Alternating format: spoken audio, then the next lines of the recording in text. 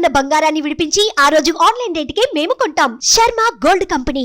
2024 ఎన్నికల్లో విజయం తర్వాత లోకేష్ 2.0ను ఏపీ ప్రజలు చూస్తున్నారు. తనదైన శైలిలో పనిచేస్తూ ముందుకు దూసుకుపోతున్నారు మంత్రి లోకేష్.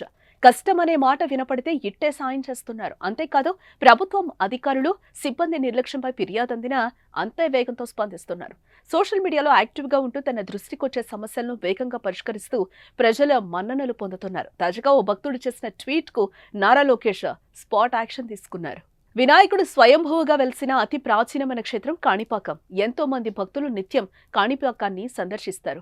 అయితే అక్కడ కొంతమంది సిబ్బంది వ్యవహారం మాత్రం వివాదాస్పదంగా మారుతోంది. శనివారం రోజు మరోసారి బండారం బయటపడింది. కాణిపాకానికి వచ్చిన కిషోర్ కుమార్ అనే భక్తుడు స్వామివారి దర్శనం కోసం 500 రూపాయలు చెల్లించి సాధారణ ఆశీర్వచన టికెట్ తీసుకున్నారు. ఈ టికెట్ కింద ఇద్దరు భక్తులు స్వామివారిని దర్శించుకునేందుకు అనుమతి ఉంటుంది. కానీ 500 రూపాయలు చెల్లించిన ఒక్కరినే దర్శనానికి అనుమతిస్తామని కాణిపాకం సిబ్బంది కిషోర్ గౌడ్కు చెప్పారు. దీంతో ఇద్దరి మధ్య వాగ్వాదం జరిగింది. ఈ ఘటనను కిషోర్ గౌడ్ ఎక్స్ వేదికగా నారా లోకేష్ దృష్టికి తీసుకెళ్లారు.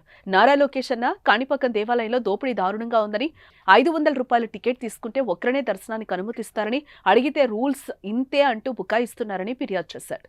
కిషోర్ గౌడ్ ఫిర్యాదు అందిన వెంటనే లోకేష్ రియాక్ట్ అయ్యారు. ఏపీ దేవాదాయ శాఖ మంత్రి రామనారాయణ రెడ్డిని కూడా విచారణకు ఆదేశించారు. దీంతో దీనిపై విచారణ చేపట్టిన ఆలయ ఈవో పెంచెల కిషోర్ ఆలయ సిబ్బంది తప్పుందని గుర్తించి జి కుట్టిబాబు అనే ఉద్యోగిని విధుల నుంచి తొలగించారు.